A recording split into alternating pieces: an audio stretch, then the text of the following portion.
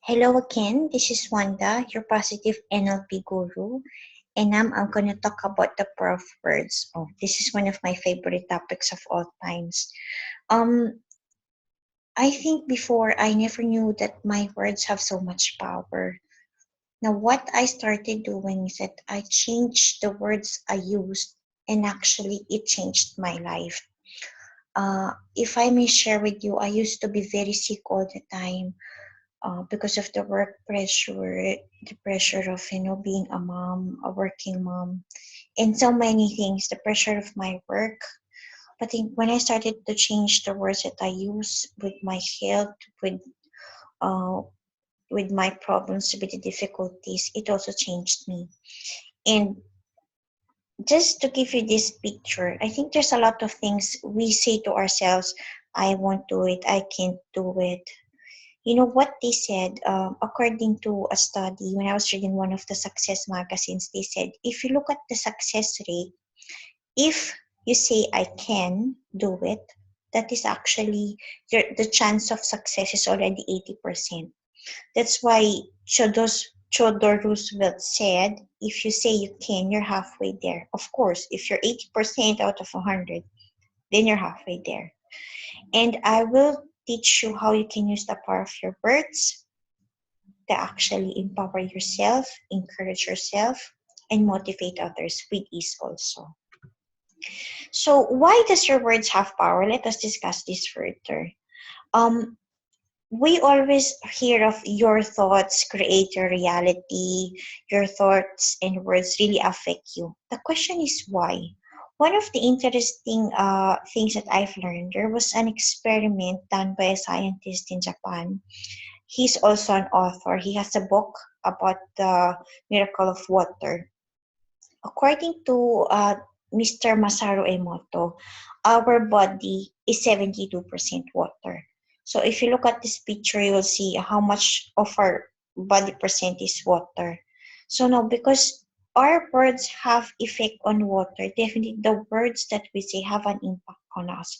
What he did is that he collect water samples from different places, freeze them, and put it under a microscope to see the body structure.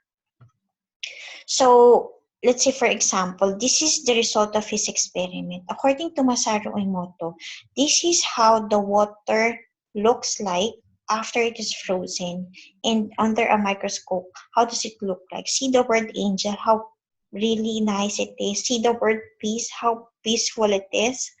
But look at the words disgust me. Now, if you always tell somebody you disgust me, look what is the impact of your words to that person. Similarly, if you always tell yourself, I'm disgusted, oh, see what is the molecular structure of your body if you're 72% water.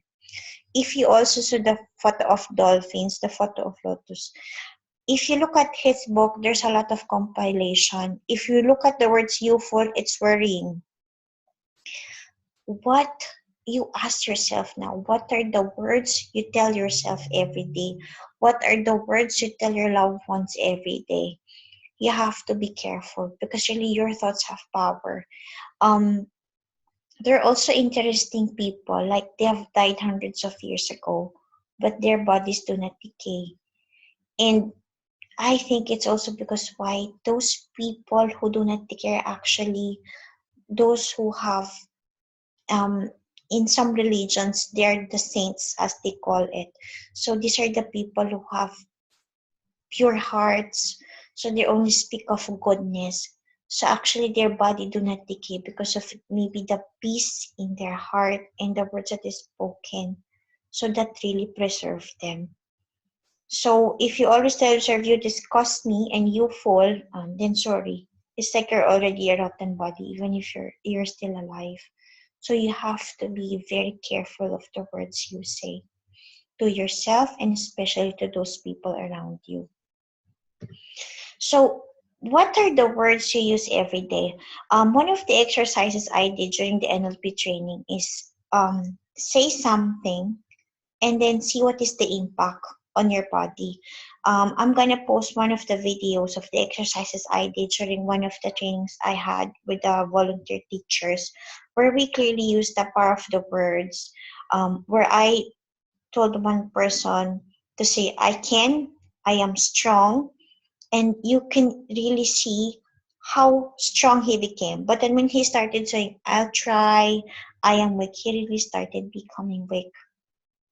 And surprisingly, in that exercise also, I also told them to just look at the person and you look as if you're disgusted and see what is the impact on the body function. And another exercise I told them to do is to smile at that person. And that smile actually uplift him up. He is not as weak as he was before when they were looking at him badly. So the words that you speak to yourself, to others, the way you look at others also impact them. So be careful because your words have power. Use them wisely, especially if you have kids. The words that we parents speak really means a lot to our children. So you have to be careful with that. So this is one of my favorite. Before you say something, you have to think: is it true? Is it helpful? Is it inspiring? Is it necessary? There are probably sometimes we just keep on saying something, but it's not necessary and sometimes it's hurtful, so we have to hold it back. Is it kind? Your words have power. Your words have power to hurt or to heal. Use it wisely. This is one of the most interesting also. Your mind can only process positive things. Okay, let me give you a simple exercise. If I tell you now, don't think of a pink elephant, don't think of a pink elephant, don't think of a pink elephant, don't think of a pink elephant. Tell me, are you not thinking of a pink elephant? I bet all of you are thinking of a pink elephant. You know what's the problem with us? We keep using the word don't. But then it's not helpful. The mind doesn't understand that what is remain is the word after don't. So before, my mom will always tell me, don't forget to buy this, don't forget to bring this. And I always end up forgetting. And she always tells me, you have a very bad memory. And that actually contributed to me believing that, yeah, I really have a bad memory. So it's a chain effect.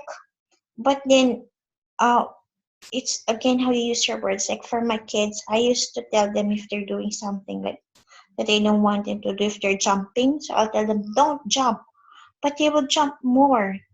And then if they're making a mess, I said don't make a mess, but they're making more mess. And I was like, what's wrong with you? And then I realized it's the words that I use that is actually making it more worse. So how did I change it? So how can you also change it? So what I did, like for my kids, if they're jumping, I will not say don't jump. I will say stop jumping. I will also use the power of my tone, because if you want to put emphasis on something, you have to change the tone of your language. So I will say stop jumping, and then she will stop immediately. I'm betting you. Or use some positive words. So instead of saying, don't forget to bring whatever, you say, please remember to bring this to office. That really works. I'm telling you. So how do you use this word don't? Be very careful about it because you might be using it to your disadvantage. Okay, I'm gonna see you in the next lesson where I'm gonna teach about the power of mind control. Thank you and have a nice day.